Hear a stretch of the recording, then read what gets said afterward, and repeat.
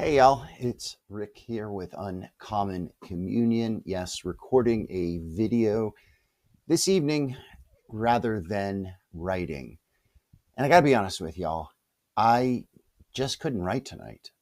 I was reading and paying attention to just some of the things that continue to occur this week and this day, and I really felt that I just needed to speak with you and not write because I think putting into words, showing expression and just hearing is probably a better way to communicate what I'm feeling right now than going through the steps of what I've been posting day in and day out.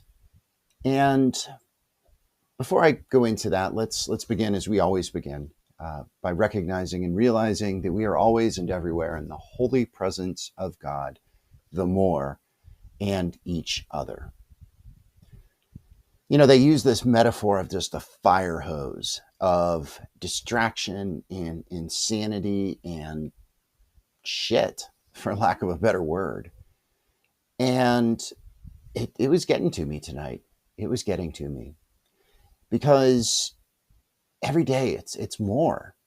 You know, today, Thursday, it was the evening. It was the indictment of James Comey for charges that are clearly minor at best, a lie and made up at worst, and threats of more of that to come. We heard more and more about the murder, the person that opened fire on the ice. And, you know, again, the right is saying it's this, you know, liberal crazy, and maybe it is, maybe it isn't. It's again, it seems very complicated. And then to add to that, I don't know if you heard the meeting that the most unqualified person ever to hold the Department of Defense secretary is calling all of the generals from all around the world and all of the high ranking military people to a single place next week without an agenda. Nobody knows why this is happening. And not only is that dangerous, as you might guess, to bring all those people together in one place, but it is just insane because who knows what is going to happen with that. And the list goes on. And every day it's more. A government shutdown is looming. There continues to be the cover up of the Epstein files. There's the cover up of the bribery of Tom Homan. I was just feeling exhausted tonight and beaten down. You know, I do want to share with you an article that I'm going to put into the chat, a link to it, a gift link. So you'll be able to see this for free. It's from The Atlantic, and it is an article I really recommend that you read because, well, first of all, it's not very hopeful. I think it's realistic, and I think it aptly describes where we are right now. And to me, it is a reminder that there are a lot of factors that are present and that are compounding. And many of those have to do with this device right here and the technology that this brings. The article is titled about America's zombie democracy. It says its trappings remain, but authoritarianism and AI are hollowing out our humanity, by George Packer. And he writes early in this article about what authoritarianism looks like in the 21st century. And we don't really, when we talk about authoritarianism, even these people writing books on tyranny, we can look at what it is looking like in other countries right now. But a lot of times our mindset goes to the 1940s and Hitler and the Nazis and Mussolini and all of that. And that's helpful because some of those same playbooks are here, but 21st century is going to look different. And here is what Packer in the article says. He says, today's authoritarianism doesn't move people to heroic feats on behalf of the fatherland. The leader and his cronies in and out of government use their positions to hold on to power and enrich themselves. Corruption becomes so routine that it's expected. The The public grows desensitized, and violations of ethical norms that would have caused an outrage at any other time go barely unnoticed. The regime has no utopian visions of a classless or hierarchical society in a purified state. It doesn't thrive on war. In fact, it asks very little of the people. At important political moments, it mobilizes its core supporters with frenzies of hatred, but its overriding goal is to render most citizens passive. If the leader's speech gets boring, you can even leave early. No one left Nuremberg early. 21st century authoritarianism keeps the public content with abundant calories and dazzling entertainment. Its dominant emotions aren't euphoria and rage, but indifference and cynicism. Because most people still expect to have certain rights respected, blatant totalitarian mechanisms of repression are avoided. The most effective tools of control are distraction, confusion, and division. Distraction, confusion, and division. So let that paragraph sink in, and it is where we are now. And it's heavy. It's a lot. And there's more in the article. Part of what struck me is that Packer says the fact that so many of us are just feeling confused as to what to do makes perfect sense, because we've never done this before in America, certainly not ever in the 21st century. And how we navigate this, what we're up against, we don't really know. We're kind of figuring this out as we go. It doesn't help that we don't have an organized political party who is vehemently and loudly and powerfully standing up to the authoritarians, right? It also doesn't help that so many of the channels that information and news are now propaganda because of the control of the authoritarian and his cronies. So it's a lot, y'all. It is a lot. I want to end, though, with what is making me hopeful. One thing is what is coming tomorrow, and something about today, Thursday. And I'll start with Thursday because it already happened. Friday, I'm anticipating, I'm hoping, I'm looking forward to it.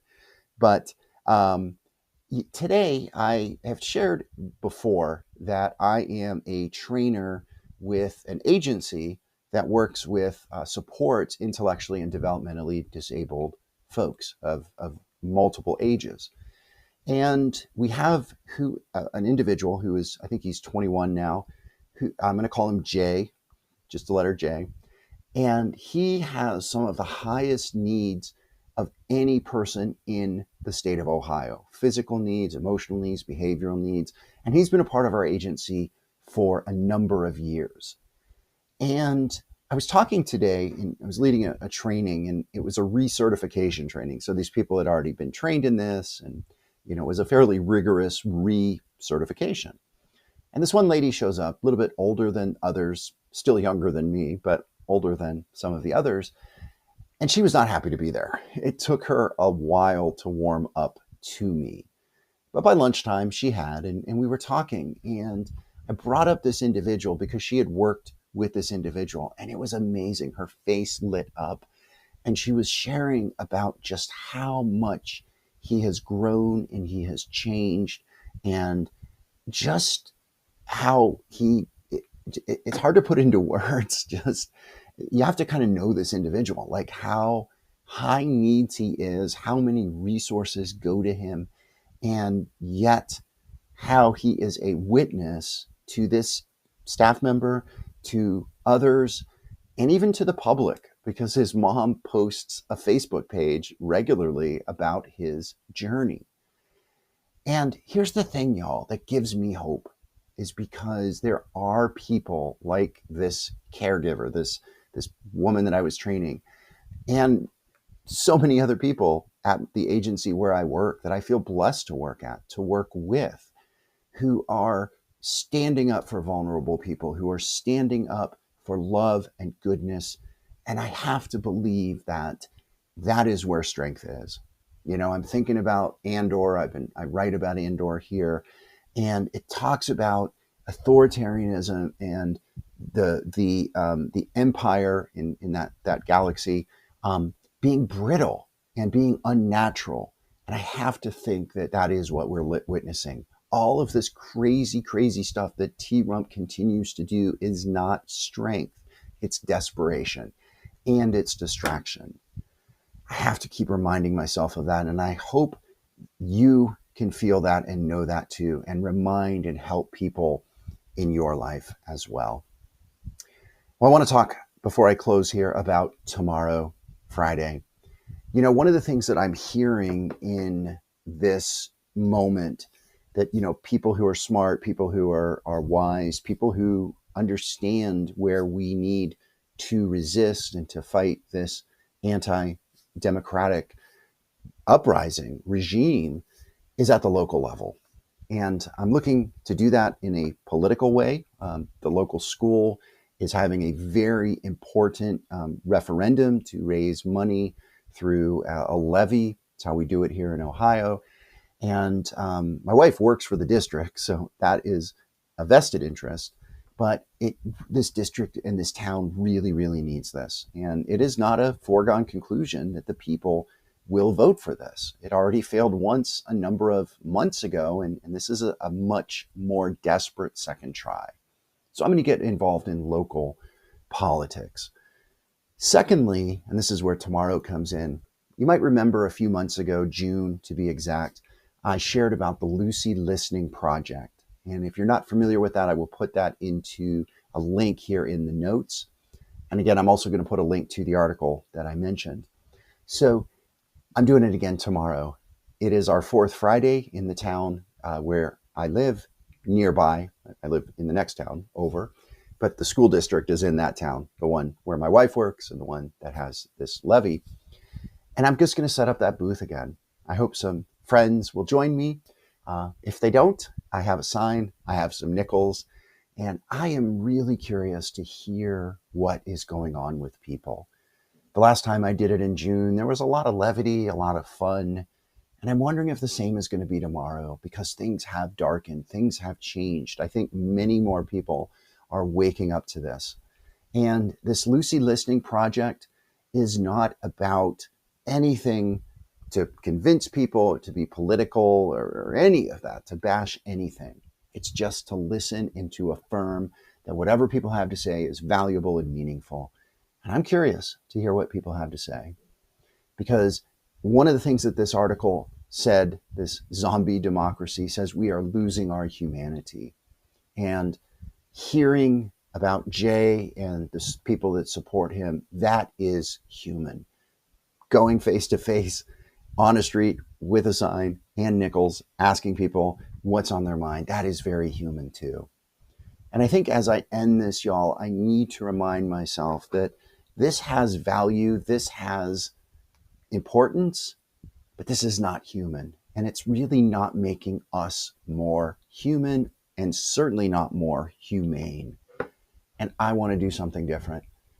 And I'm going to do that. And I hope you want to do things different as well in the places and the spaces that you occupy. I'd love feedback on this, y'all. I'm not getting a lot of feedback anymore about what I'm posting. I know people are looking and listening and reading, but I would love some feedback. Please let me know what you like, what you want to hear, what you support. All right, y'all, let's close with the serenity prayer. God, grant us the serenity to accept the things we cannot change, the courage to change the things that we can, and the wisdom to know the difference. Thy will, not ours, be done. All right, y'all. Blessing and good. Be bold. Be well.